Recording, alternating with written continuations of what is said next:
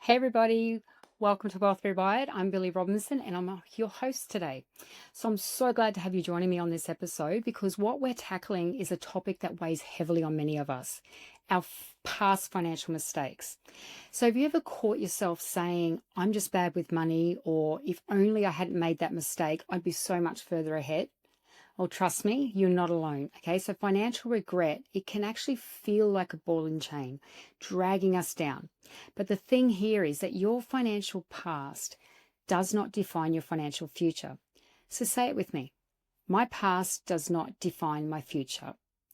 And today we're going to break down those chains together. Okay, by the end of this episode, you're going to learn why we hold on to financial mistakes and how that baggage actually affects our future. And then you're going to get some practical steps to let it go. And please stay tuned for a powerful guided affirmation to help you rewrite your money story at the end. So grab a cup of tea, your journal, or just your earbuds, and let's get started. Okay, so let's start with the big question. Why do we actually cling to our financial mistakes? Okay, well, first there's guilt. Okay, so guilt shows up when we think we should have known better. I should have saved more. I should have invested differently. But here's the thing, okay? Hindsight is always 2020. And at the time, you made the best decision you could with the information and resources you had. Okay? Then we have what's known as shame. Okay, so shame isn't just about the mistake, it's about attaching that mistake to your identity. So you start to believe, I failed, so I must be a failure. But just let me stop you right there, okay? You are not your mistakes. So repeat this after me. I am not my mistakes. I am capable of growth and change. Okay, and then lastly, we come to fear. So fear convinces us that if we failed once, we'll fail again. Okay, it keeps us stuck in that analysis paralysis. So have you ever noticed, or have you ever avoided making a financial decision because you were afraid of messing up again? If so, you're actually letting your past control your present. So the first step to releasing the hold is awareness. Okay, so recognize that these emotions, the guilt, the shame, and fear, they're normal, but they're not permanent. Okay, they're just like clouds passing through your mind. You don't have to let them take up residence. So now let's just talk about the cost of actually holding on to that financial baggage. And no, I don't mean, the emotional toll. It's real money that we're talking about here. So when you feel stuck in guilt or fear, you're less likely to actually take financial risks, even the calculated ones. So for example, maybe you missed an opportunity to invest in something promising because your past mistake told you, what if I lose money again? Okay, or maybe you're overcompensating, like saving every dollar and never actually enjoying your money because you're afraid of repeating a spending mistake that you did in the past. Okay, it's this kind of scarcity mindset that actually can lead to burnout and it can lead to resentment. So let me just share a quick story. Okay, one of our clients, Sarah, had a financial failure when her first business didn't work out. And so for years, Sarah actually was avoiding starting anything new because she was afraid of failing again. But when we worked together, what she realized was that her first business wasn't actually a failure. It was her training ground.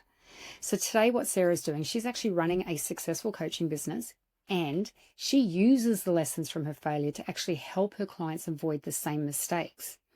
So the takeaway here is your past doesn't have to hold you back, okay? In fact, it can actually be your secret weapon if you let it. All right? So let's do some work, like a little bit of time to take some action here, okay? So here are 3 powerful steps actually that to take that you can let go of your financial mistakes and start fresh. So step number 1 is to reframe the mistake as a lesson. So you flip the script here, okay? Instead of asking, why did I fail? Ask yourself, what did I learn?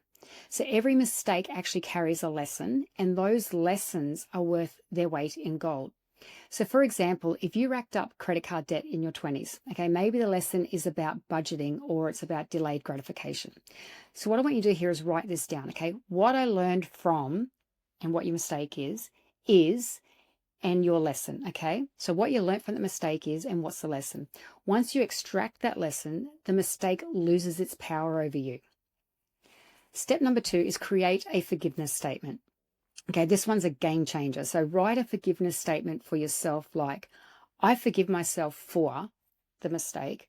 I release the guilt and open my life to financial abundance. And read it out loud every day. Okay, ideally read it in front of a mirror. And over time, you're going to notice that weight lifting off your shoulders. Okay, now step number 3 is to take one empowered action. So action is the antidote to fear and stagnation. So what's one thing you can do today to move towards your financial goals? So maybe it's setting up an emergency fund, researching investments, or simply having a money date with yourself or your partner. So small steps lead to big changes. Cool?